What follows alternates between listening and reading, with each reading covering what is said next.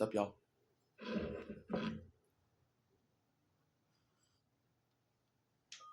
You know, when you spend a certain amount of time being a loony, people just treat you like you're an animal.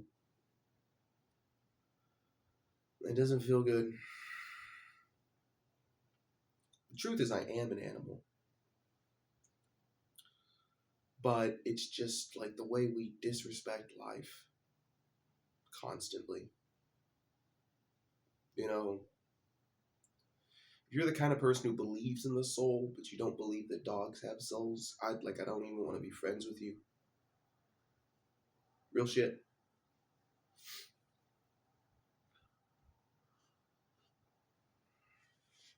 And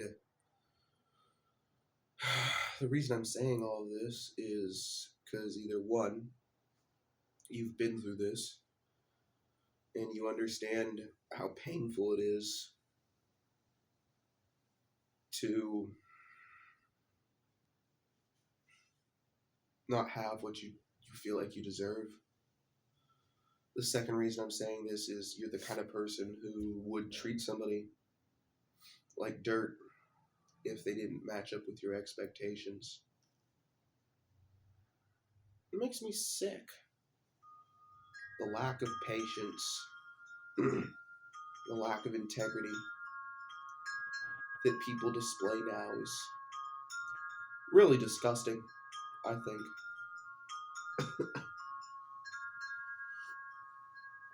I'm a little bit sick right now. I'm drinking my herbal tea.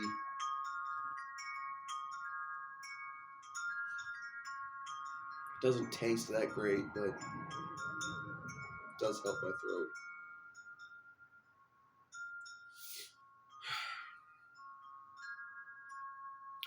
It's like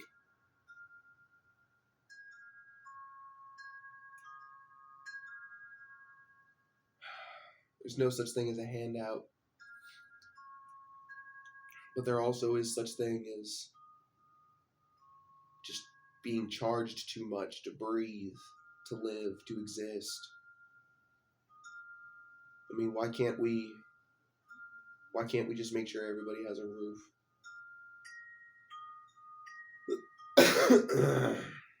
You know, why can't rent be like $300 to $500 for everybody?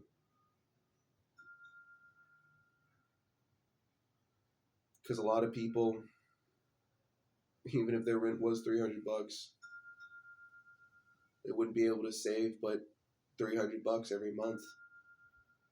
And that's a little bit of money, but it's like you worked your ass off all year and you're disciplined enough to save 10 grand. What's that gonna fucking buy you, man? Like, can't buy a house, can't buy a new car. You could maybe eat for the next year on that money. But seems like all the things that make money, like all of the capital that you can purchase that would acquire you more capital, are gate kept behind things that are like $50,000, maybe $30,000 at the least. Like, I'm really trying to think. I guess like you could buy solar panels if you owned a home already. That'd save you money. That would be like putting money towards money. You could put the money in an account that is for like poor people and gets you like 6% interest instead of like the 30% hedge funds that are accessible to the people who don't even need them. I don't know, man. I don't think that capitalism is an inherently flawed system, but we're abusing the money structure. You know, I mean, you think that if you lived in like a village your life would be any different. I feel like the only people who would get like a lower, less exciting quality of life from living in like a tribal situation would be the 150K plus earner people.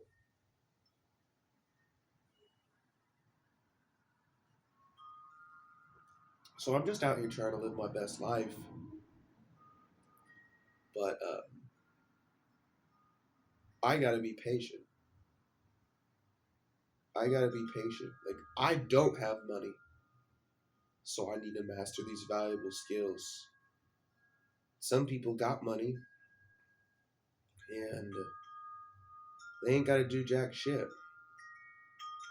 It's like, you see the irony there? Where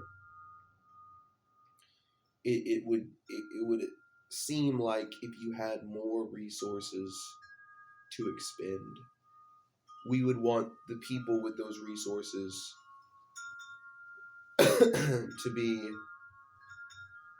of strong mindset.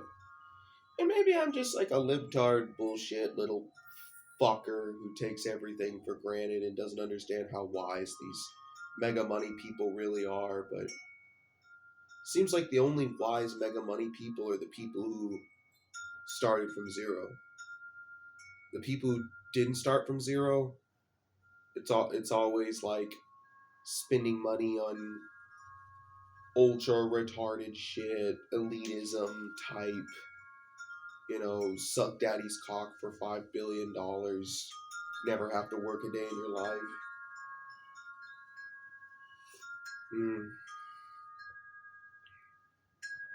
But I don't actually know any of these people because they're in a different social class. We don't interact with these people. I mean, how are we supposed to know what these people actually do? They're all at fucking Mar-a-Lago and what's that place? What's that place that everybody fucking shitted on Alex Jones for, and then it turns out it was totally real?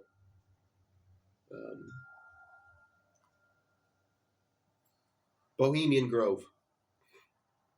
Yeah, it's like how am I supposed to like ask these people how they think when they're all at Bohemian Grove sucking each other's cocks?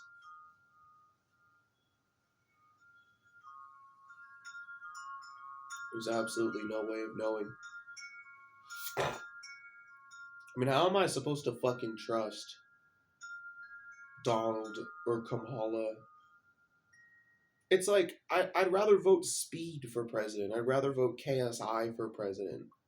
Because there's just more content of them. Like, in terms of knowing somebody, there's hardly any way to know a celebrity. But, I really would like to put some of these streamers in office, whether it's congressionally or more local state government, and y'all are like, that's stupid. That's such a Gen Z little half baked. A lot of my ideas are the kind of ideas that a Gen X person would hate. They're too good, old boy. They're too tight laced. They're too drawn into the dream of the world to alter the dream of the world. It's like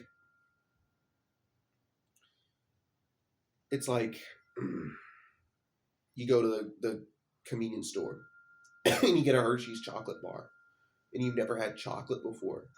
So you bite into it and you're like, oh my God, this is so good. There's no way they could make this better. I am in such immense pleasure right now. And you can't, and because of that, you can't even conceive the idea of Swiss chocolate. You couldn't even conceive the idea of making your own chocolate bar that's like realms beyond that. You're just stuck in the pragmatism of the dream of the world. And let me go a little deeper into that, right? Y'all remember that Martin Luther King, I got a dream shit. Okay.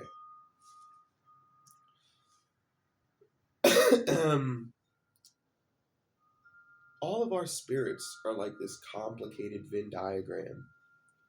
And you got your spirit is like a dream. It's an envisionment for. But I say your dream coincides with your spirit, but your spirit is your essence, and then your dream is your visualization of what reality is, or your experience of what reality is. And there's this big dream, and it's called the dream of the world. And this is a collective dream made up of the experiences and ideas of everybody, essentially. But what people will often fail to realize is that if you're always living in the dream of the world, or you're always living in the dream of humanity, current culture, current civilization, current values, your bubble is stuck inside that bigger bubble.